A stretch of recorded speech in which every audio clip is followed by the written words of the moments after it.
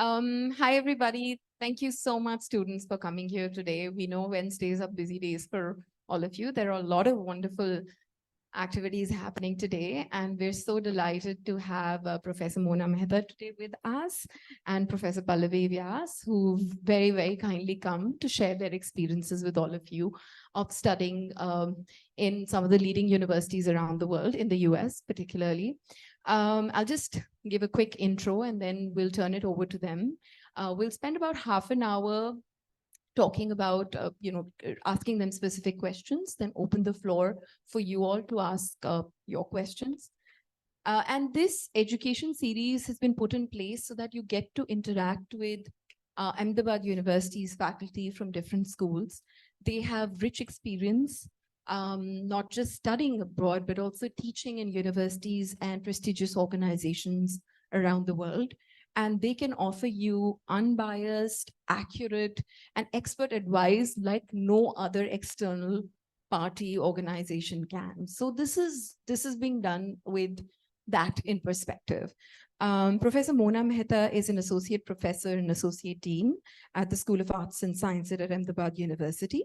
She's a political scientist with research interest in urban transformations, democracy, and the middle-class politics in context of Gujarat and India at large. Professor Mehta has previously taught in the Department of Politics and International Relations at Scripps College in Claremont, USA, and at the Department of Humanities and Social Sciences at the Indian Institute of Technology, Gandhinagar. This is just a really short bio. There's several other achievements which I'm not covering right now.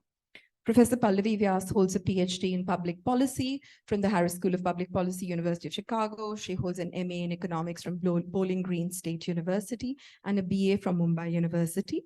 Her fields of interest are labor economics, human capital theory, public health, gender, and discrimination. She's currently an associate professor of economics and public policy at Ahmedabad University. Prior to her current position, Pallavi worked at the World Bank, where her projects involved calculating poverty rates for India.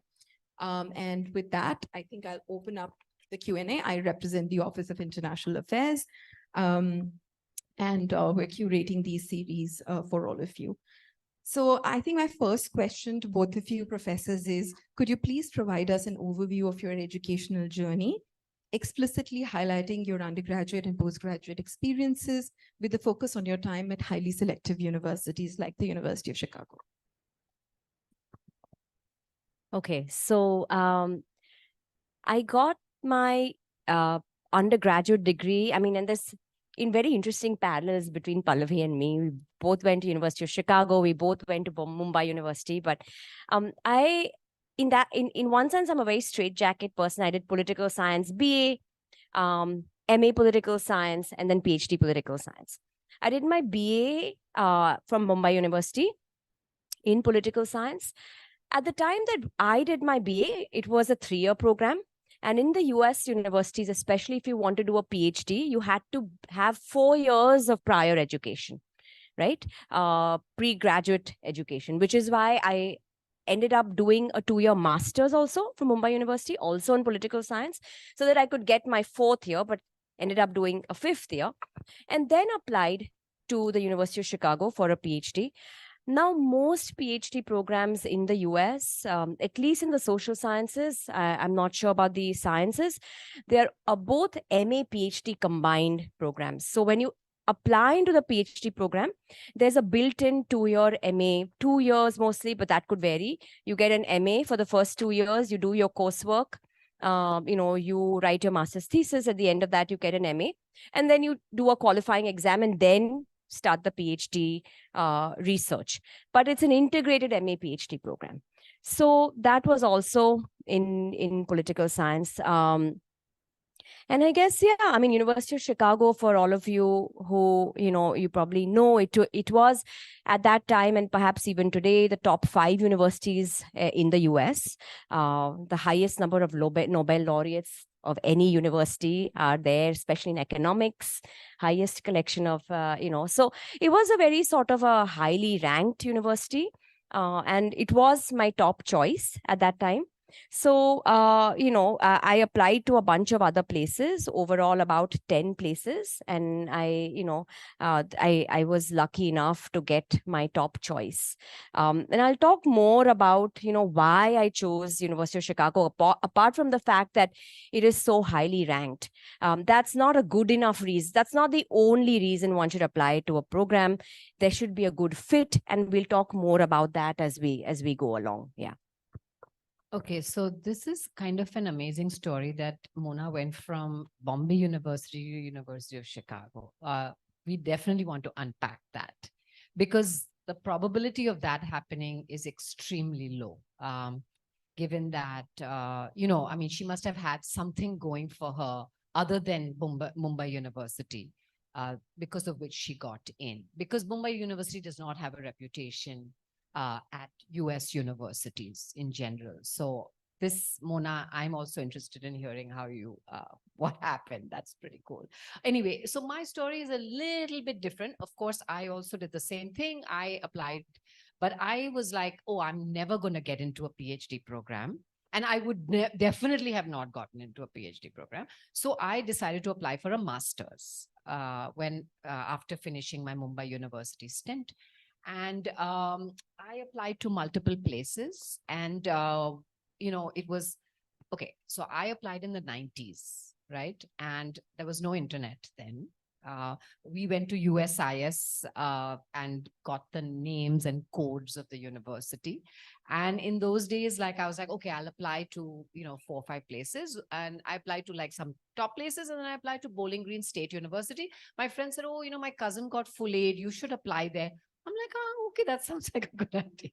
Not like, all these concerted choices or anything. Like, okay, full aid milega to acha hai, So I applied there, but my top choice was LSC, where I actually ended up getting in, but there was no money, right? And in those days, there was no loans and, all that. I also got into Vanderbilt and College Park, but no money, like, full on payment, right? So I mean, I didn't want to break the bank and my parents' savings to go. So I said, Bowling Green gave me full aid. I was like, thank God I met that friend, on the way to French class, right? Like, otherwise I probably would have not gone. So it was pretty, lucky. And I went, can you all see me at the back? Should we stand up? That's okay. So then I went to Bowling Green. And then after that, I did my MA there. So I got my MA in economics. Then after that, I worked for 11 years before applying for a PhD program. Okay. And then I got into University of Chicago, and we'll talk about that a little bit later. So, different routes. I think you make a really good point that there's no straightforward standard route. I mean, I have a brother who's actually, he also, like Pallavi, did a master's and went to do, he's doing his PhD in climate sciences right now. And he worked with the World Bank as a consultant. So there is no direct route, and you choose the right route for you. But you have some very interesting stories between Professor Pallavi and Professor Mona today. And absolutely, I think I loved your question about how do you make your way from a university in India to such a prestigious and selective institution. Forget about getting into a PhD, getting into a master's at the University of Chicago is also not a mean achievement. So maybe we can take that forward and ask you, how did you aspire and what did you do during your undergraduate years and your master's to get there? Okay. So I guess, I mean, yes, being at Mumbai University was a challenge. I'd say that, for several reasons, I applied in 2001 to enter into the 2002 cohort. Okay. This was a time when the internet was sort of definitely around for a few years, and applications had become online partially. But you still had to put in physical reference letters, physical transcripts. I don't know if transcripts now happen digitally. I know letters do. So I guess since the internet was already there, it was easy at that time. So yes, one did go to USIS because they had all these catalogs, and and you got a sort of a real good sense of various universities. But now you could also see that online. For you guys, it's a sort of a given. Everything is at the click of a button, right? So you go through all the rankings, etc. And one knows that these are the most sort of highly ranked universities. But as I said, that's not enough. I mean, you might identify the top universities, but there are lots of dots that need to connect between that and sort of your ability to get into that. So one of the things that definitely sort of inspired me, see, one thing is that one has to love what one is doing, right? You have to have a passion for your subject. You genuinely want to want to sort of do this for the foreseeable future. And before I say more, can I get a show of hands of how many in this audience are applying for masters only at this stage? Okay. And these are raise your hand so that I and how many of you are applying for a PhD? Okay. And I'm assuming that it's across disciplines. It's not arts, but sciences or even maybe management. Yeah, How many from AMSOM here? AMSOM. Okay. C's? Excellent. Okay. And SAS, the remaining. And yeah, okay, all right.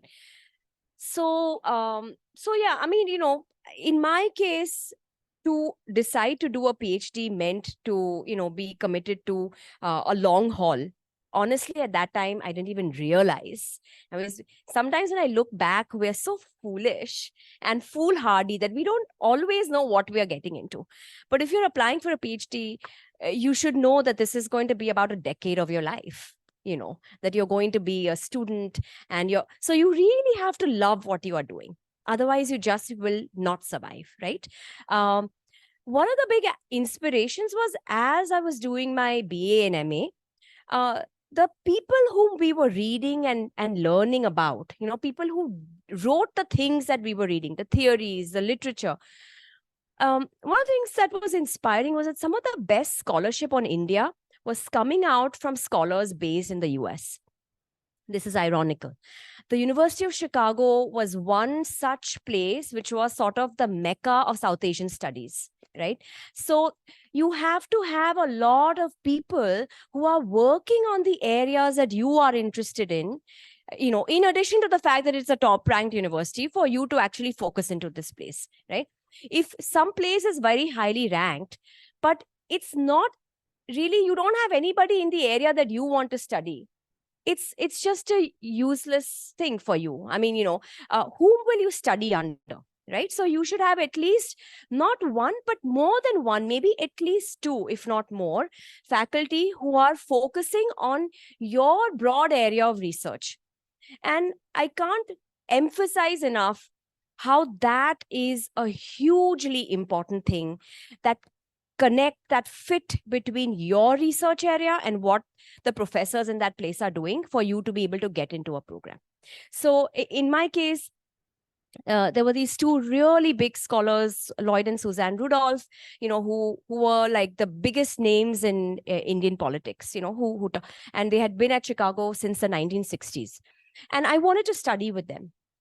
So I think that was a big inspiration for me, that if I could get into this university, I could study with people like this. But there were so many other scholars beyond, in addition to the Rudolphs, in South Asia, in history, in anthropology, who worked on various aspects of India in various disciplines, which is why Chicago became, for me, so attractive.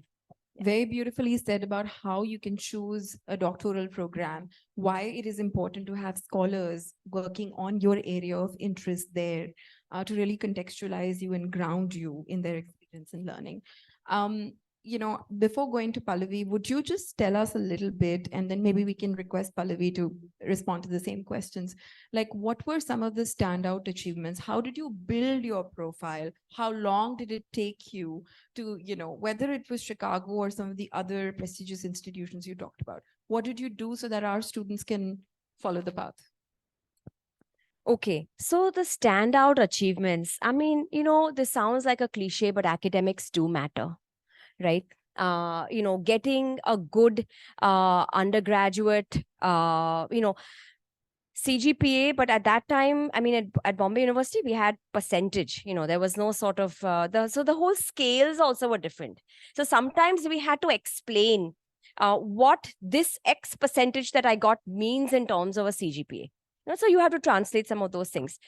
I mean, in my case, I was a university topper and I had a bunch of gold medals in political science. I'm sure that did matter to be a university topper, that you're already sort of, your academics do need to shine out. Um, I think writing the SOP in a way that convinces. Well, no, I mean that's a separate question, and that'll be the specifics of strategies. Let me talk about. I don't know what else I did that might have been attractive to these people. Research work, Yes. MA So, thesis. writing a good writing sample, right? And this was a big challenge because at Bombay University, in the sort of old school style, we did exams in which you just wrote answers to questions. Honestly, I did not know how to write an essay till I actually entered the PhD program. But at the same time, one knew that you had to write a term paper. So I had two writing samples and I struggled a lot because, even our professors at that time in that system, not that these professors were not good, but the system just didn't teach you how to write an academic essay.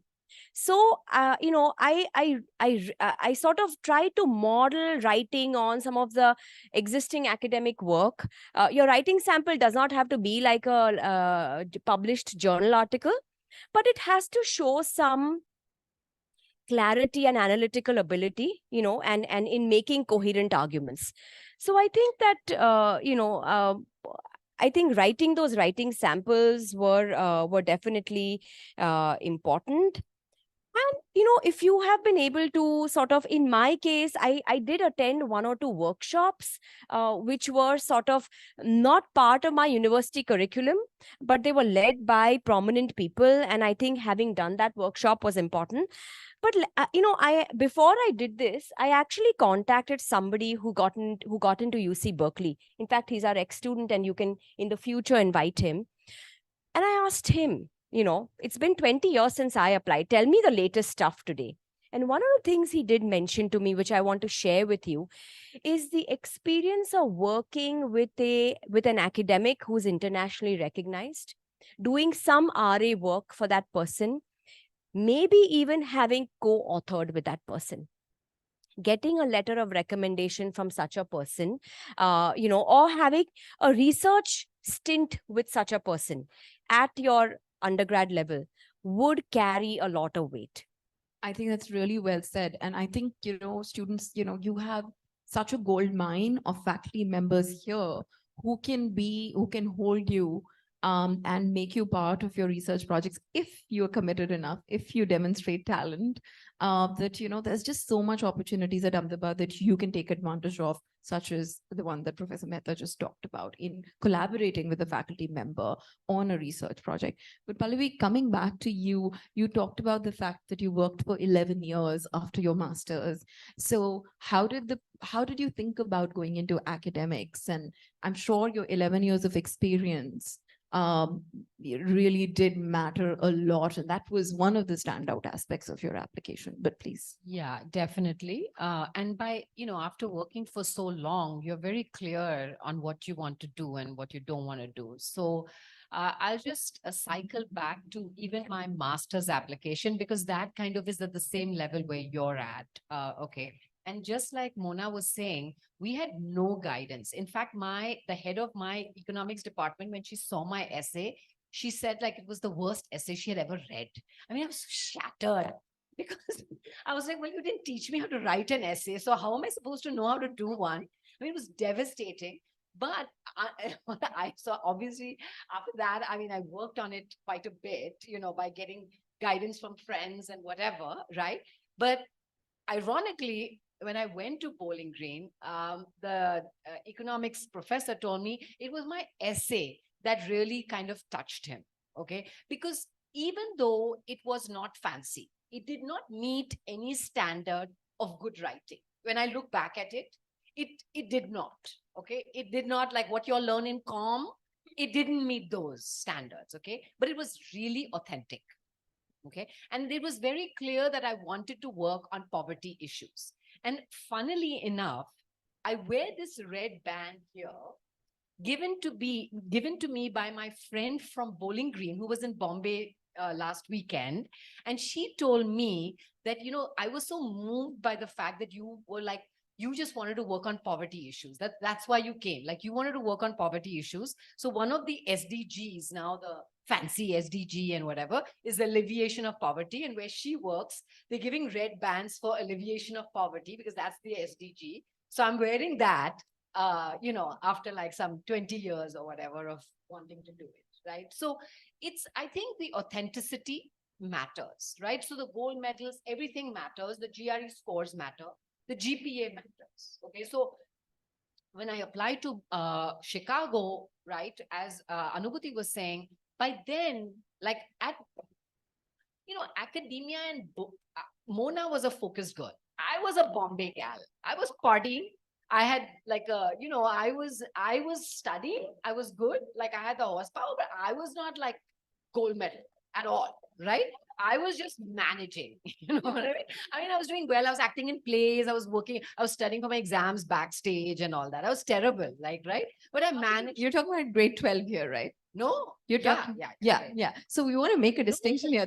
I'm talking about them because I'm Yeah. applying for masters. Oh, you're talking from BA to BA, masters. BA Okay. to masters. I was acting in plays. I acted in one like really cool play called Rashomon and all, and I study for my exams backstage and everything. So the thing is, no. My route has been so circuitous. Mona's is like straight line. I'm saying do this, don't go around and about, because it's a very long road. We'll get to that. But the point is that, we didn't have all the help that you have in writing essays, and you guys are like 200% at an advantage to what we were. Okay. Really. But I think like I keep telling our BA Econ kids, the GPA matters. It's all fun and games, join the clubs and all, but you got to focus on the GPA. Don't let the club activity hinder your GPA. Okay. And your GRE scores matter. If you apply, your GRE score is below the 90th percentile in economics and mathematics, it won't even go to anybody to review. It will be put in a reject pile in 1 minute. If you're applying to a top university, that requires you to have a 90th percentile in math. Okay. What I'm trying to say is that everything matters, but the GPA matters, the GRE matters, your essay matters. I think there are also different degrees of universities. And I don't think, we want to apply to very top universities. But as Mona was saying, you should know, okay, so let's say I apply to Vanderbilt. Okay, like I applied to Vanderbilt. It may not be a top university, but there's a professor there that can guide me really well on the issues that I want to work. You are better off applying there, getting some, solid guidance. You will be accepted. They will open arms, and they will give you scholarships as well, oftentimes, right? Rather than applying, I want to go only big name, Columbia, Harvard, Yale, Cornell, and be lost, right? 1 in a million kind of, no? So target, that is the key thing. And I want to add, I think the PhD aspects are very well covered, but because most of you are looking at master's programs, there may be the presence of a supervisor who is a South Asia expert or may not be that relevant, especially if you're looking at an MS in computer science, or you're looking at a business analytics program or a data analytics program, finance, etc. But in the case of a PhD, as our professors mentioned, the importance of identifying your research supervisor, the importance of finding people who can support your work is very important. At the master's level, please review the coursework effectively and see whether that will help you achieve your career goals or not. What do you all think? Your comments on that? Because a lot of them are master's aspirants. Should I just take this real quick? So the thing is that we had students that applied. This is our first cohort of BA economics going to the US, right? One of the things they've been saying is that the mathematics has really helped them. Okay, because the programs they applied to required the math. Okay, and then you say, okay, check. I've got all the stuff, so I'll go ahead and apply, right? So I think you should match as well. Yeah. They may not want you in terms of your research interest in a master's program, but you have to match in terms of what they are doing and what you have already done. Yeah, so please review the coursework. Please see the graduation outcomes for a master's program. Typically, those are written on university websites. By graduation outcomes, I mean, where are the graduates of that master's programs going? Where are they working? What is their applicant profile like? And typically, if you write to the graduate offices of these universities, they are extremely helpful. There is one person there who is going to respond to those kind of questions where, not dumb questions, not questions whose answers are easily available on the website, but questions around graduate outcomes, for instance, where please see if it's a STEM in the case of the US, if it's a STEM designated program or not. If it's a science, technology, engineering, math designated program, if you want to work in those fields, then you get extra, years of work experience in the US instead of a non-STEM program. So those are also things you have to look at. And I think it's very well said. Yes, we definitely want to aspire for highly selective universities, but we also want to work hard enough to be worth getting admitted. Anyway, going back to our professors, did you seek guidance and mentorship from your professors, advisors, or peers while preparing for your application to universities? And what kind of advice would you give to our students in terms of their relationship with faculty members like yourself and how you can be of support to them in their applications? Yeah. So, I honestly think that when I look back, we didn't really have that kind of support from professors, in the sense that we didn't have professors who had PhDs from foreign universities. That's a big difference for you guys, because there are so many professors in this university who have had their degrees from the best places in India, but also from the US as well, or Europe. I'd say you should take advantage of that. Reach out to these people. When professors have had training abroad, they also have those networks. If you studied in a PhD program for 10 years in a foreign university, imagine the networks that you have from your cohorts, from your professors. It's just, I think, drawing on those can also be very beneficial. I guess, I talk to a lot of people who, not a lot, but I guess within the family and friend circle, those who had applied for PhDs. And I think that does help because they give you tips as well. But not from my professors. That we didn't have. But I want to sort of again emphasize something that Pallavi said, which is the sort of authenticity that they're looking for, rather than just the sort of checking the box. I think now, today, and this isn't just about you, I think we are living in a time where everyone is very self-conscious about managing your CV and doing activities to sort of show that you've done this. People do this. This is high school kids do this to get into four-year colleges. So you can imagine, of course, master's, PhD students, it's just become so competitive. But I think, finding that establishing communication with professors in your selected departments, and you have to do this, through email communication, reach out to them saying, I'm thinking of applying for a doctoral program, at this university. The work that you do is of great interest to me. you want to show your knowledge also of the literature in the area of research, uh, otherwise, I mean, imagine these top schools, they have the greatest competition. Why would they, it's so difficult for them to sort of pinpoint and say, I will select this person versus that. I mean, thousands of people apply to these programs, right?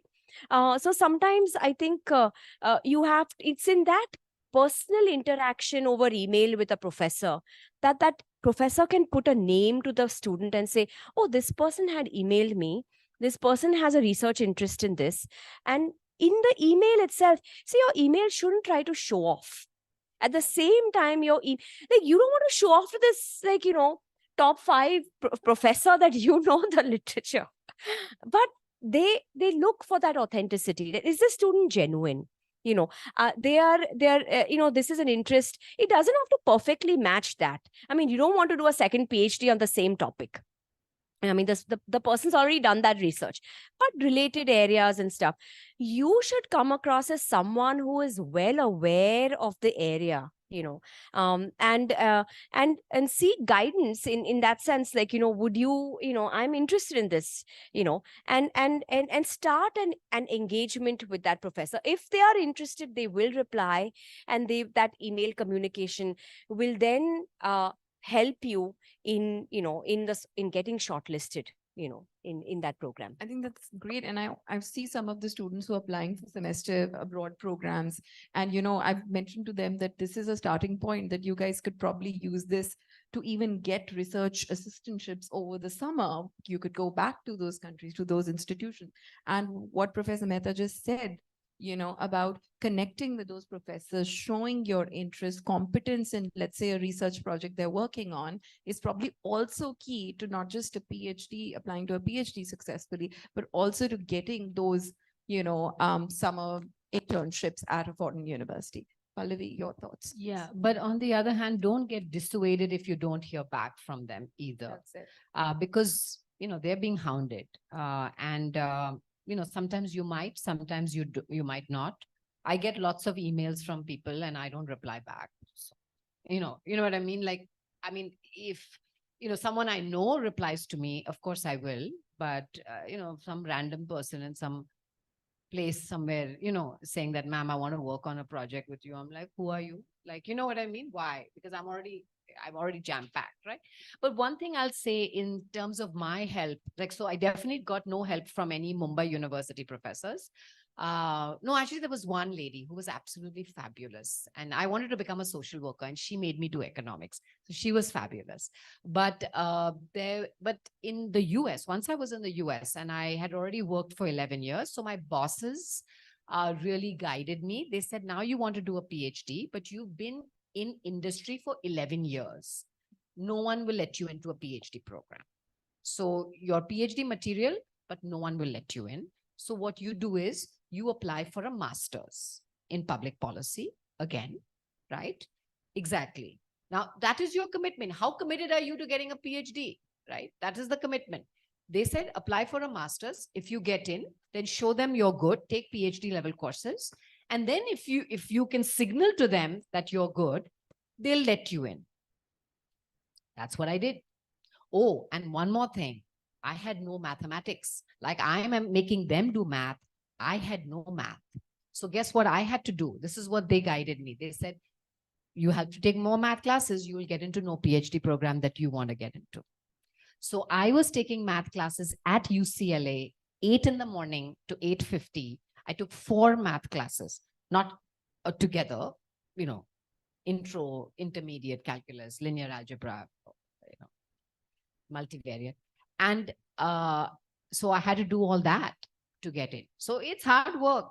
Nothing has come easy here, right? So I wish I was the gold medalist, had gone straight. No, but instead, I was acting in plays. Then I decided somewhere along the line, after working for 11 years, no, I want to do a PhD, which was always at the back of my mind anyway. And so I had to take math classes. I had to go back into a master's program. This is in my 30s, okay?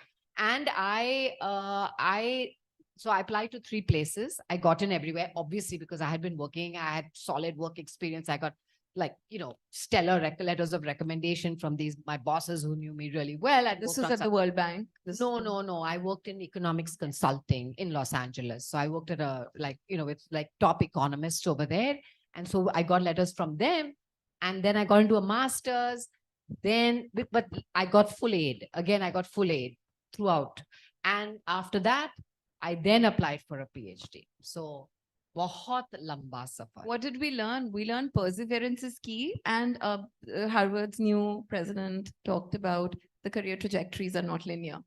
They're not linear. They see that Mona's and mine is very different, but we landed in the same place. Now we're in the same place. We even look the same, but but we've had very different pathways. Different pathways. And all are unique, right? I mean, give yourself a chance. It doesn't have to look like anybody else. Everyone is unique, Different pathways to the same institution as well. Yeah. Okay. Across the street. Political science was across the street from Harris. Yeah. Okay, so I just want to get your quick, really quick tips on what are the opportunities at Ahmedabad University that these students can use to build a great profile for selective universities anywhere in the world, whether it's for their master's or for their PhD. Like top 2 or 3 things from both of you. What can they benefit from Ahmedabad University? Except the great quality of teaching and faculty. Yes, we all know that already. That's a given. No, okay. So one thing is, y'all are already at an advantage. You know how to write. Y'all know how to write. We didn't know how to write any essays or anything. So y'all know how to write. That's great. I think you know how to also write a statement of purpose. I think, we are going to address this, but like the counselors that you have, in these cities, including in Ahmedabad, right, are going to write a chat GPT kind of statement. It's going to be very generic. It's not authentic. And if you've developed a relationship with a professor, right, you can come and talk to the professor anytime, right, and say like, look, this is what my essay, do you mind reading it for just two minutes? It'll take you 5 minutes to read it. Can you look through it? I looked through Vaishnavi's application recently. She's applying for she's not here, but she's Veena's friend and same cohort. And so I looked at her thing, and we made some changes, etc., for her essay. And so I mean, it's not going to take that much time, but you already know the faculty member. So I think developing a relationship with the faculty member in advance, saying that, look, I'm going to apply, and do you mind? You don't want to burden the faculty member. Everybody's busy, but like everyone will give you 10 minutes. Okay, so that's one thing that you have. And avoid the generic stuff, right? Don't do the counselors and everything. Do it yourself, even if it has to go through 10 rounds, give it to your cousin who's in the US, or, someone who's already gone through the process, who's done really well or something, say, what do you think? Get some 5-6 opinions and write a good statement, get your GRE scores. If you have to do the GRE again, don't lose heart, do it again, just so that you make the cutoff. Okay. That's about it. I think all the amazing resources around Nalandas and all the research seminars that happen and all the amazing external faculty who come, I think benefit from those ideas. Sorry. No, I mean, I echo everything that, they've already said. I mean, you're already at a place, that is giving you a very high quality educational input, right? Right from your coursework to the kinds of people that are invited to university to give talks. Sometimes I feel like, all you need to do is just take this seriously. True. I mean, True. Because it's already there, right?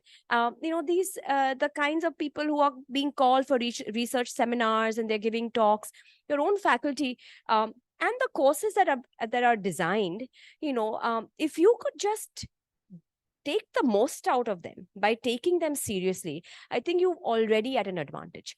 And as Pallavi has already said, show your SOPs to people who've already gotten into good programs. They will give you inputs. I mean, many of them are your professors, but maybe you have friends who got into programs. Ask them, can you please take a look at my SOP? you know. I mean, don't expect them to write it for you. And we live in the age of chat GPT, right? I mean, this is a serious problem. This is a problem that no one has figured out how to deal with. But in as a professor offering a course, I immediately know when someone has used chat GPT. And believe me, these smart guys sitting in good universities in the US will also immediately know when this work is not yours. And do not go to these counselors, these education counselors. I mean, we didn't, even at a time where information was not easy to find, we didn't go. Today, you don't need these people. I mean, you're smart enough to figure out on your own what are the top. Why will a counselor tell you what are the best universities in your area? You should know it yourself by doing your own homework. Your own work will never match up to the kind of mediocre advice these people give. Cookie cutter advice. Okay, you don't want to be the cookie cutter person, because if you're a cookie cutter person, you're not going to make it into this unique program. So I think put in that hard work. Reach out to people who have gone through this, rather than going to these educational consultants who honestly are not going to give you. They don't know how to write a good SOP. They will give you the generic stuff, right? And I will emphasize that more than anything else. Do the hard work yourself. Don't go to these people. You're not going to get the best advice from them.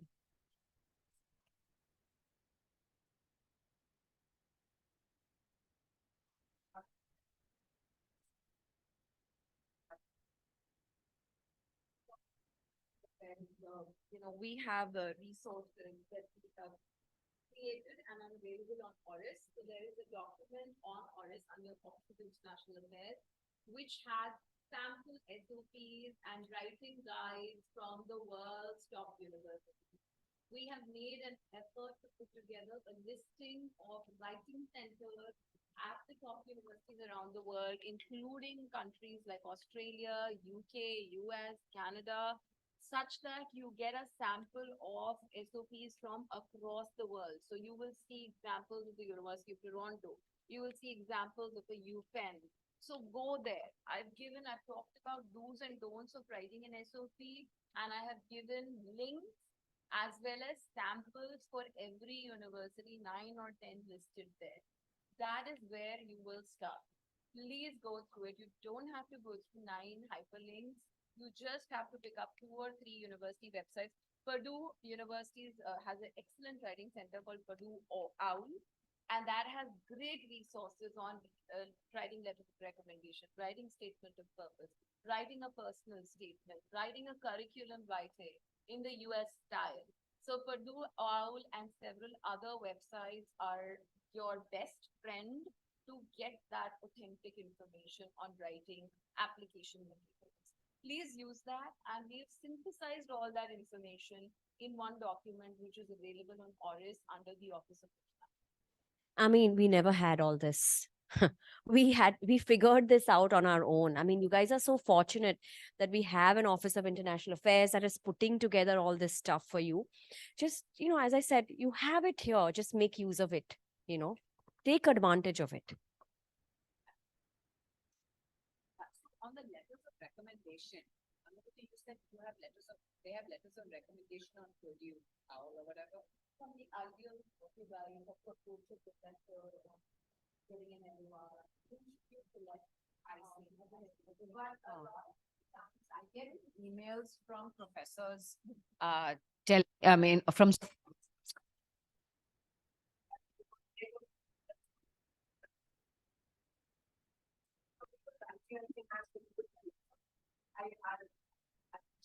it's not.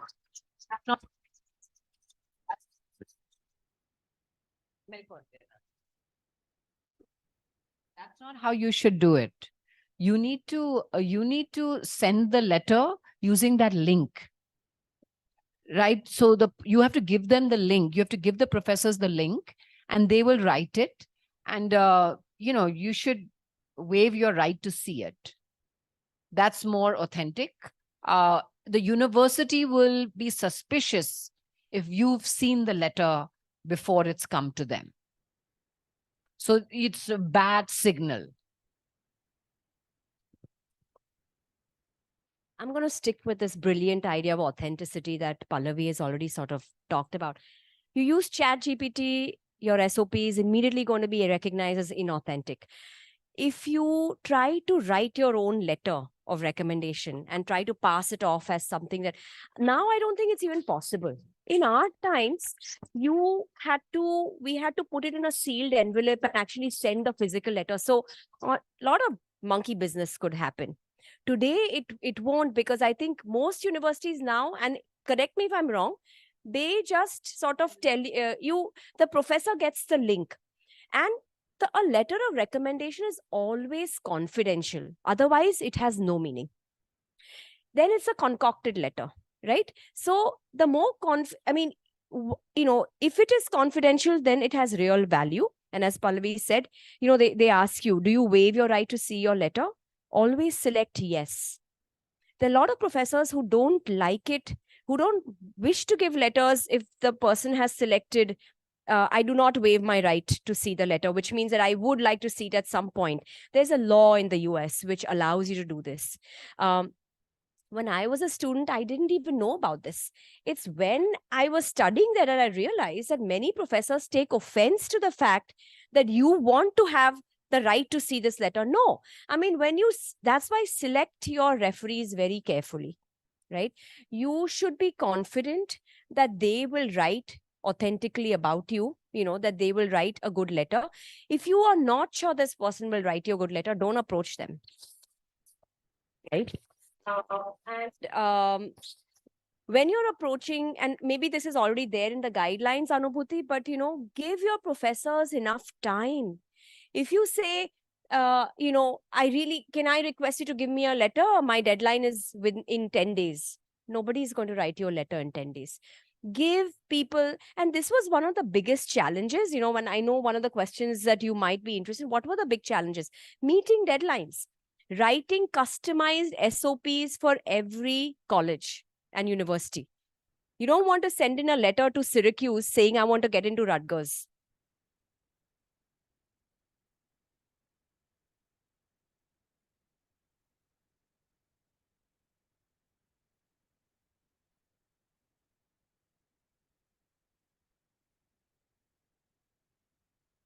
Let's take questions. Yeah. We have about 15-20 minutes for questions. So please go ahead. You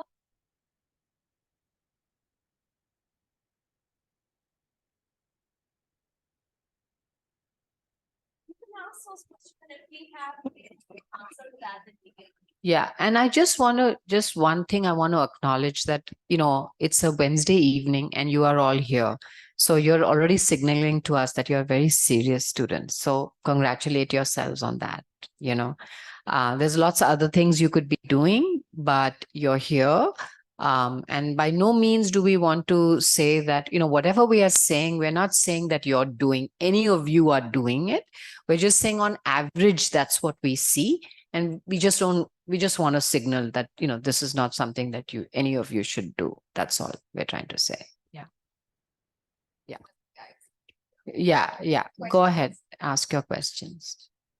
Shambhavi, and then we'll come to you first. I do not have a treatment PhD, but I do have 3 UGRPs. That's the only reason why I'm hopeful. Am I a bit foolish to apply to top universities? I have only 2 top universities. Others I have taken 2 tier, 3 tier. So one is IB, one is 1 tier, and then two tier and 3. But am I being foolish applying to universities which I'm not sure will take me? Can I give some context here? Because I've been working with her a little bit. So she's applying for a PhD program in clinical psychology, and she's done excellent research with all the faculty. She's looking at faculty. Yeah. And she's done research on. As much if you're not doing independent research. I don't know what your contribution is in the UGRP. I don't know. You'll have to give us more details. But I don't think there's any problem in applying. Like you apply to the top, you know, and you tier it, right? As you've done. Yeah. Some from the top, some from the middle, some from the bottom. And then if you get in, great. And if you don't get in, you change your strategy for next year. Don't lose heart. I think she's done a great job. She's working with the psychology faculty also at SAS, and she has actually walked me through why she's going to a specific school, because she's interested in the field of child development and child psychology.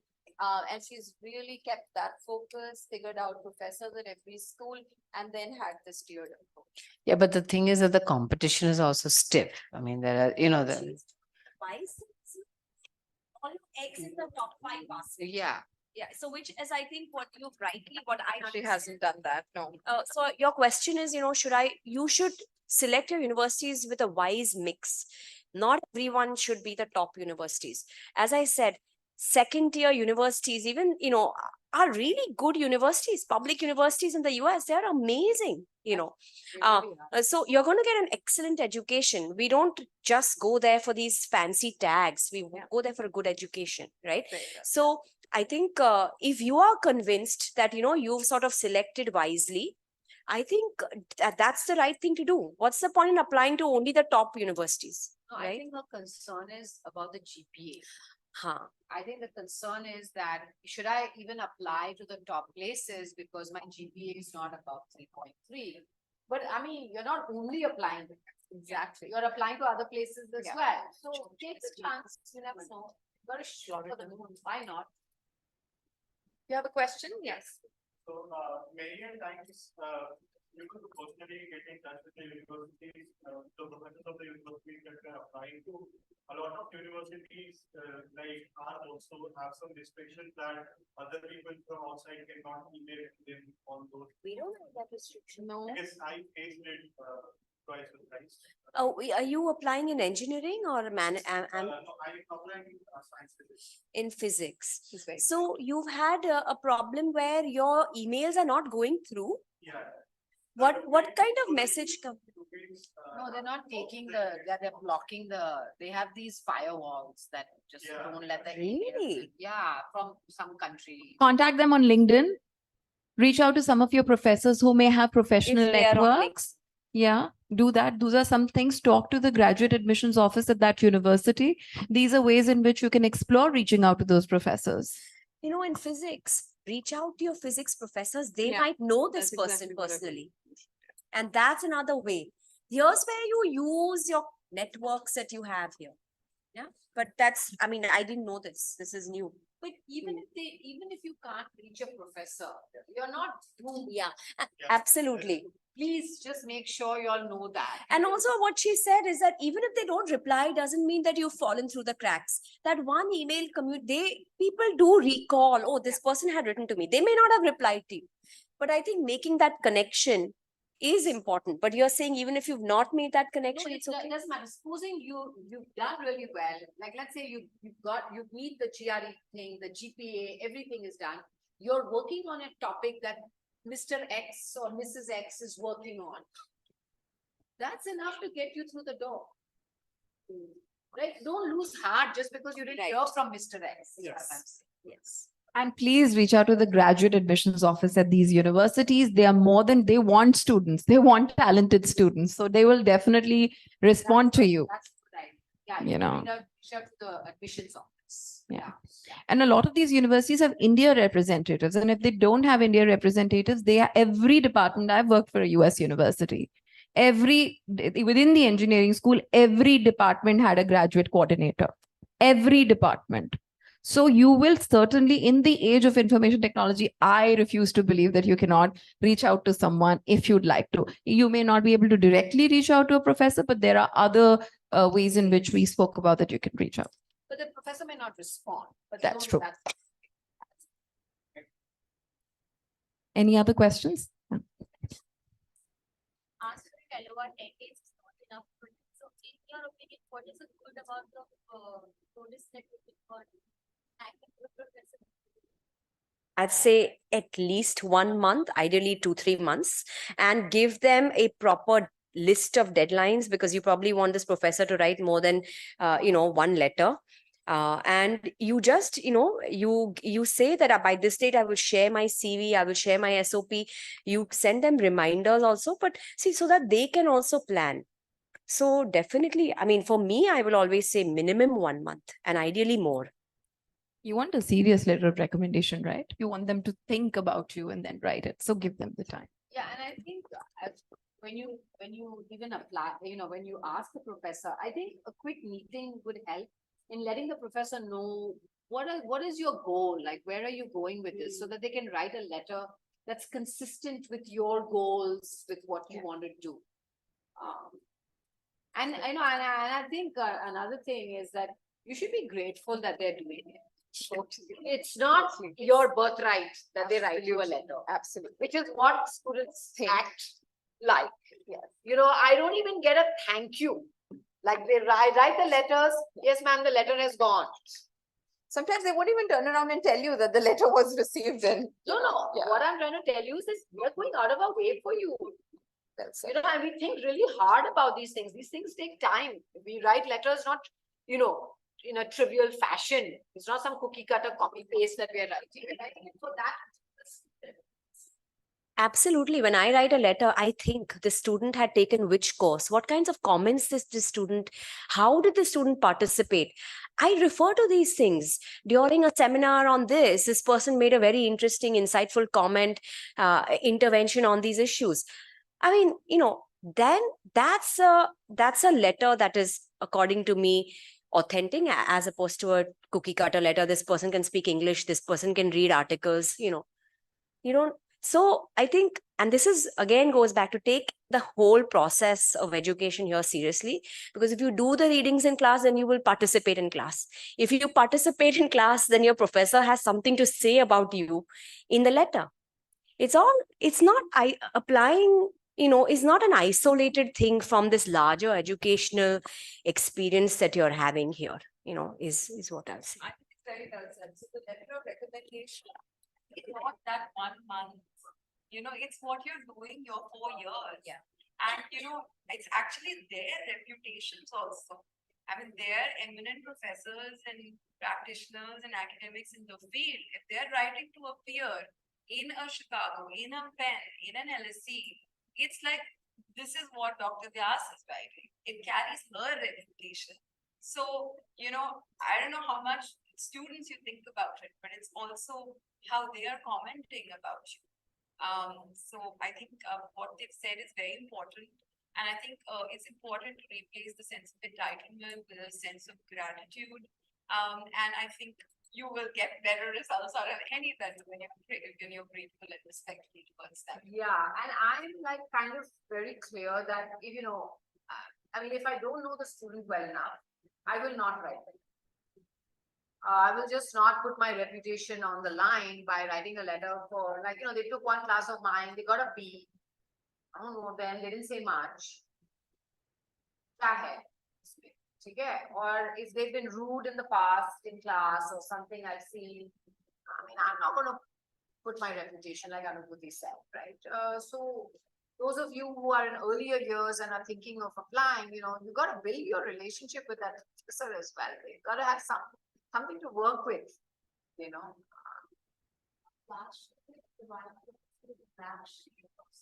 So they can know that we have accomplished different things in life, fun and many ways. So it's beginning to feel right now. I think a good conversation would do it, and you can provide them other materials as well. Yeah. But I think a conversation is so they know where you're at. Any other questions besides letters of recommendation? So mundane. other things. Yeah. You go ahead. This is not very applying to other places. The question, it might come off as a more general question, but economics and political science, they're both fields with many subfields or what do you say? Yeah, it's something, there's a lot of subjects in there. And I'm actually a psychology student. I'm in my first year and I'm still exploring on the other fields in it. How did you know what research topic or what particular field interested you the most? How do you find it? Or how do you know? Because in schools they ask for authenticity, so I can't just apply for a master's program in a field and find it. Yeah, but why would you want to apply to something you're not interested in? So you're applying only because you're interested in something. Now, what are you interested in? Only you can find out. And you can find out by genuinely engaging with the diverse range of courses that you're taking. You'll figure out this area is not of interest to me, but oh, this thing is very interesting. Do the readings, go beyond the course readings to know more about this area, and convince yourself first that this is something I really want to know more about. I think that's a journey of self exploration that nobody can and should tell you that you should apply to this or you should apply to that. I think that's something you have to figure out on your own. There's no question. Take courses, you're like, I don't like this course, I like this course. Again, you're 10%. I mean, why are we here? We work till late hours, we're here talking to you all. We love this stuff. We really love this. That's why we can do it for so many hours. And Ahmedabad University gives you the opportunity to change your nature as declare the nature. You know, you come and talk to these people who are part of hear their stories and journey. You go back and read more and, you know, talk to them and, you know, take the courses as well. Yeah, and these UGRPs are very useful as well as, you know, any internships that you might do. You know, I have a BA economics student here, Ina, who's discovered that she's interested in environmental economics. That is also, I saw her discovering that in the time. The opportunity to decide what you like. Yeah, no, I mean, again, from my first-hand experience here, I had a BLS student in my urban studies course who really came to know that she loves this. And she just reached out to me, will you write me a letter of recommendation? I wanted, go and do something in, environment and urban studies.